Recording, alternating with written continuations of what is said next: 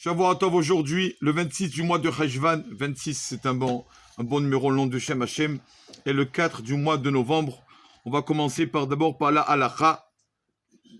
Que on a vu donc l'importance de prier, c'est vrai, même qu'on n'a pas prié avec le tibour, avec la communauté, au moins prier à la même heure, on avait dit comme ça. Même si quelqu'un est à la maison, on ne peut pas, impossible, ou au travail, il n'est pas venu à la synagogue, donc il prie au même moment. Pas au même moment de commencer la petite Pelchana, c'est pas ça qui est important. Ce qui est important, c'est de faire au même moment la Hamida. Au même moment, on sait que la Hamida, elle est à 7h, par exemple 7h10, à 7h10, il fait sa Hamida. D'accord? Donc chacun, il voit son rythme, comment il prie, tout ça. Maintenant, est-ce qu'on peut devancer notre prière avant la prière de la communauté?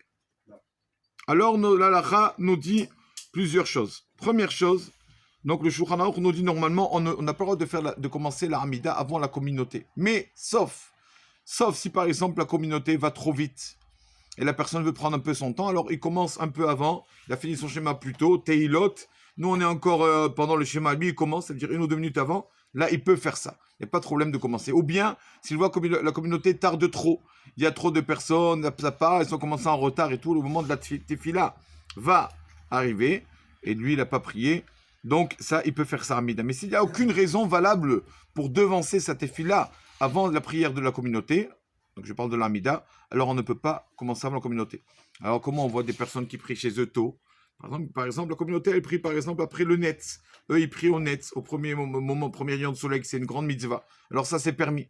D'accord? Donc je répète, quand c'est qu'une personne peut devancer la prière de la communauté, c'est où qu'il est dans la synagogue et comme ils vont trop vite, ils commencent un peu avant. Comme ça, il a le temps de bien faire sa Hamida pour pas rater après la Kedusha. Ou bien une personne qui prie tôt, parce que par exemple pour le Netz, ou bien une personne bien sûr qui n'a pas le choix et qui doit partir en voyage, en chemin ou quoi, il veut prier tranquillement. Voilà. Mais sinon, pour montrer l'importance, encore c'est vrai, malheureusement, des fois on ne fait pas attention à ça. Et l'importance de la prière de la communauté, la prière elle monte plus vite. Ça veut dire quand la communauté a déjà prié, on lui a déjà ouvert une porte. Quand il vient prier après, c'est un peu plus facile pour que ça passe. Je vais raconter une histoire que j'ai racontée hier soir. Bon, on n'a pas pu la filmer pendant votre banim. C'est, juste, je répète que c'est une très bonne chose de raconter une histoire du Baal Shem Tov le samedi soir. Non seulement Baal Shem Tov, n'importe quel tzaddik, c'est bon pour la parnassa, pour la réussite, pour tout. Pour avoir une bonne semaine, c'est bien de raconter une histoire d'un tzaddik samedi soir. On a l'habitude de Baal Shem Tov, Bezrat Hashem, on va essayer si on pourra le filmer le samedi soir. Et à vrai dire que hier, tout Hashem, mais là encore plus Akadosh Baruch Hu, parce que le livre habituel que j'avais l'habitude de prendre pour les histoires du Baal Shem Tov, je ne trouvais plus ce livre. Et donc j'ai cherché sur mon logiciel l'histoire du Baal Shem Tov, je suis tombé sur cette histoire hier soir. Et c'est une histoire justement qui est liée au samedi soir. Cette histoire nous raconte avec un élève chassid, un élève du Baal Shem Tov, qui allait faire tous les Shabbats avec son Rav. Tous les Shabbats, il allait voir son Rav le Baal Shem Tov. Méritait d'être proche de son Rav pendant Shabbat. On sait que les sages s'appellent Shabbat dans la Gemara. Ils ont la sainteté comme le Shabbat, les sages, les tzadikim. Et tous les samedis soirs, Motzei Shabbat, on voit Rabbeinu, au revoir, Shavuot Tov, bonne semaine. À Shabbat prochain, le Baal Shem Tov, il le bénissait, il partait, il était tranquille.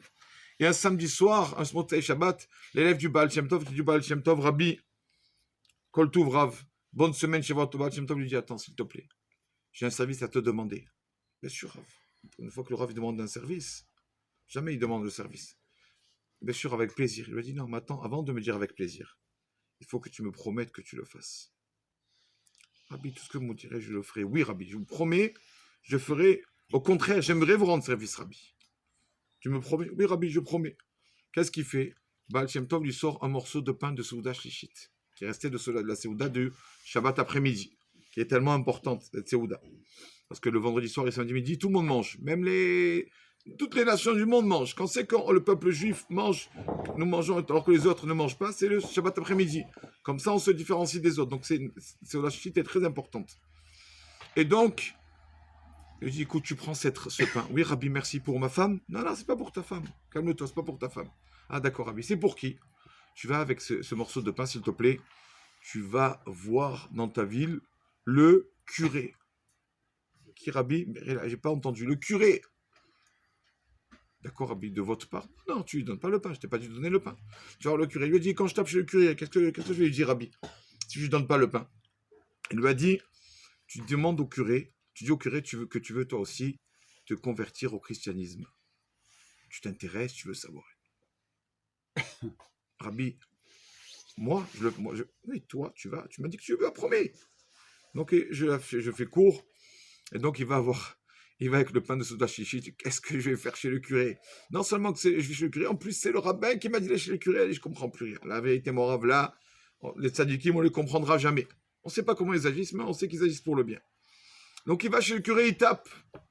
Et quand le serviteur du curé lui ouvre la porte, et lui, il a mal au ventre, tapé. Bonjour. Oui, j'aimerais voir le curé, s'il vous plaît. Oui. Qu'est-ce que tu veux du curé? Tu as besoin de quelque chose? Je m'intéresse, je veux... Ezra Tachem, me convertir moi aussi. Donc il appelle le curé. Et il entend le curé qui dit, bah, 2 oiseaux en un tir. Aujourd'hui, il y en a 2, tu es le deuxième. Toi aussi tu veux, viens, Baruch Haba, viens. Il le fait rentrer chez lui. Il lui dit, écoute, j'ai déjà un frère à toi qui est déjà là, s'intéresse, il veut se convertir. Maintenant à toi, vous êtes 2. Donc vous allez attendre, je dois attendre j'attends la permission, l'autorisation de mon supérieur pour pouvoir vous convertir. Prendre 2-3 jours. Viens, pendant ce temps, tu vas être avec lui. D'accord? Il rentre là-bas avec sa halal, son mal de ventre là, avec le pain de Souda Chichit, il rentre pour là-bas dans la chambre avec son frère juif qu'il avait devancé. Et qui il voit? Ni plus ni moins, un rabbin de communauté. Un rabbin de communauté qui était là-bas. C'est le rabbin de telle communauté. Shalom Aleichem, bonjour. Qu'est-ce que tu fais là? Les 2 dans la maison du curé, on voit deux bons juifs. Il dit, ben écoute, voilà, j'ai envie de m'intéresser un peu. Et avec la barbe et tout. Qu'est-ce qui lui arrive? Et donc, il parle. Et le rabbin, le premier juif qui était là-bas, lui dit, s'il te plaît, rends-moi un service. Tu n'as pas quelque chose à manger? Ça fait 2 jours que j'attends l'autorisation pour me convertir, là. J'ai rien mangé encore. Je dis, ça va bientôt, quand ils vont me tremper, après, je mangerai sans étilate, sans rien, le pain non caché. Mais là, encore un peu juif, je profite, je mange que caché et tout. Tu n'as rien à me proposer? Il lui a dit, j'ai un morceau de pain. Ah, donne, s'il te plaît, je t'en supplie, donne. Celui-là, je me bénis, je vais faire le sim, je vais le terminer, j'ai trop faim. Alors, le deuxième juif qui dit, d'accord. Mais regarde, tu m'as dit que tu n'as pas mangé jusqu'à maintenant pour faire attention à ta cachère, non cachère. Donc fais attention à tout, fais des tilates, c'est ton dernier netilat. Après, ça y est, ni les tilates, ni rien, tu n'as pas besoin de te laver les mains, on ne prendra plus la tête. Il dit, tu as raison, on fait des tilates. Ils font des tilates, fait des tilates. Et quand il fait la bracha, Baruch Ata Hashem, lequel mechalam, amotzi lechem l'aretz pour prendre le pain, il mange le pain, et après avoir mangé le pain, il commence à hurler. Mais qu'est-ce que j'ai fait? Qu'est-ce que je fais là? Oh, comment je suis arrivé ici? Je sais pas ce que je fais là dans cette... Il commence à crier, à hurler et tout. Et le deuxième juif dit, calme-toi. Alors, on est chez le curé, calme-toi.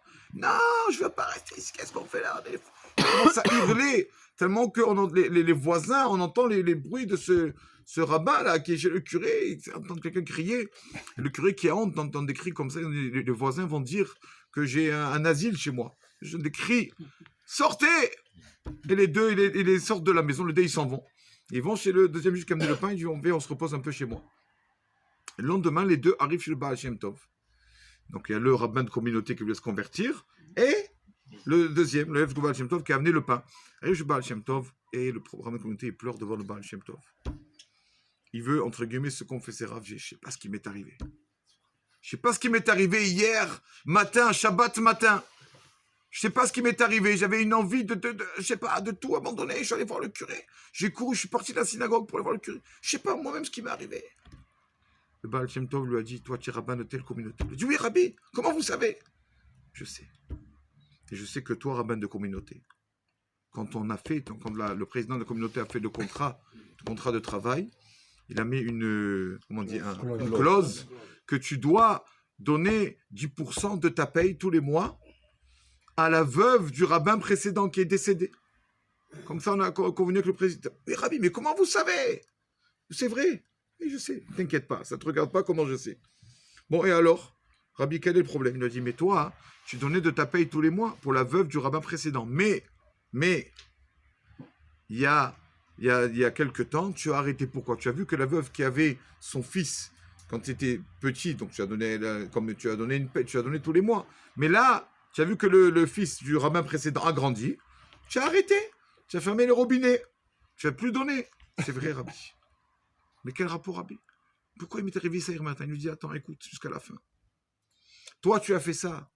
Le fils du rabbin précédent est allé à Yeshiva. Mais quand tu as arrêté de financer, entre guillemets, d'aider sa mère financièrement, le petit était à Yeshiva. Sa maman l'a appelé, la femme du rabbin, la veuve, lui a dit, écoute, mon fils, on a besoin de parnassa à la maison. Donc, le fils a arrêté d'étudier. Parce que tu as arrêté de financer le fils du rabbin précédent, etc., etc. Il a un peu arrêté l'étude. Quand on arrête l'étude, tac, on arrête là. Il y avait le grand kippa, après une petite kippa. Il mettait le film pendant toute la tefila. Après, il mettait le film que pour le schéma d'Amida. Il a enlevé un peu là, parce qu'il était obligé de travailler. Et finalement, le fils du rabbin précédent sache qu'il est allé se convertir au christianisme. Parce qu'il a tout abandonné. Tout ça, c'est quoi? Parce que tu n'as pas financé. Et lui qui pleure, et le Baal Shem Tov lui dit, c'est pas fini. C'est pas fini. Quand on a vu ça dans le tribunal céleste du ciel, le rabbin précédent, qui était déjà au Gan Eden, qui voit son fils, comme ça, abandonner la religion juive, il a dit, ça, c'est pas possible. C'est pas de ma faute. C'est la faute de qui? On a pointé du ciel sur toi. C'est ta faute à toi. Tu as arrêté de financer. Et donc, on a fait comme un tribunal céleste. On a décidé de te condamner.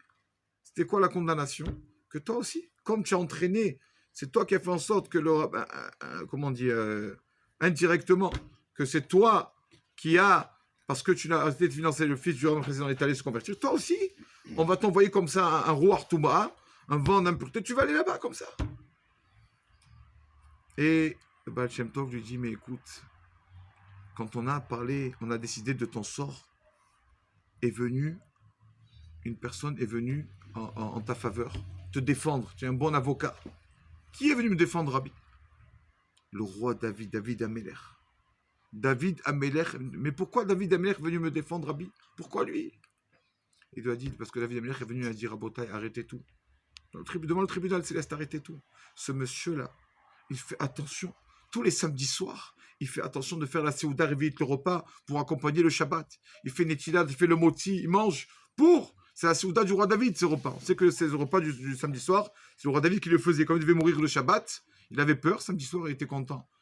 J'ai eu du sursis. Donc samedi soir, le roi David faisait une grande Seouda. C'est ma Seouda à moi. Et ce rabbin-là, il a fait tous les samedis soirs. On ne peut pas le convertir au christianisme. On ne peut pas. Alors qu'est-ce qu'on fait? Alors il a dit, bon, on va faire quelque chose comme ça. On va décider. Le roi David l'a dit, regardez, on va voir. Ce Shabbat. Si ce Shabbat, il fait Seouda Révite, aussi il va faire le repas, on le laisse tranquille. Bezrat Hashim reviendra à la Torah, le rabbin. Et sinon, non. Et on dit d'accord, tribunal céleste, on a tranché, allez, le roi David a dit comme ça. Et le Baal Shem Tov qui lui dit à ce rabbin, c'est pour ça, comme j'ai vu tout ça, je t'ai fait envoyer la challah, le morceau de pain de Seuda Shishit, Baruch Hashem. Normalement, tu aurais dû être complètement là-bas, dedans. Mais comme tu as fait hier soir la Seuda David grâce à ce pain, tu es revenu grâce à la Seuda Réveillite. Donc ça a montré la Seuda David comme elle est importante, comment on ne doit pas la mépriser, même si des fois on n'a pas faim, c'est vrai, mais on dit toujours, à vrai dire, des fois on dit on n'a pas faim, comme on dit aux enfants, si je te donne 10 000 euros, tu l'as fait la Seuda, ils mangent une challah entière ou 2 challahs entières pour 10 000 euros. Et nous pour la mitzvah, c'est vrai qu'on n'est pas capable. Et tu un peu ce qu'on peut, il reste du Shabbat.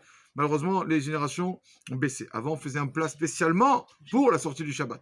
Les rabbinim d'avant, ils faisaient la shrita d'une bête pour la Seuda Révite, avant. Comme ça, ils faisaient. Mais maintenant, bon, il n'y a pas tout ça. Bon, au moins qu'on la fasse comme ça, Bezrat Hashem. Non seulement de faire la Seuda, en plus, on voit que de raconter l'histoire du Baal Shem Tov pour Bezrat Hashem, avoir une bonne semaine. Baruch Adonai Olam. Amen.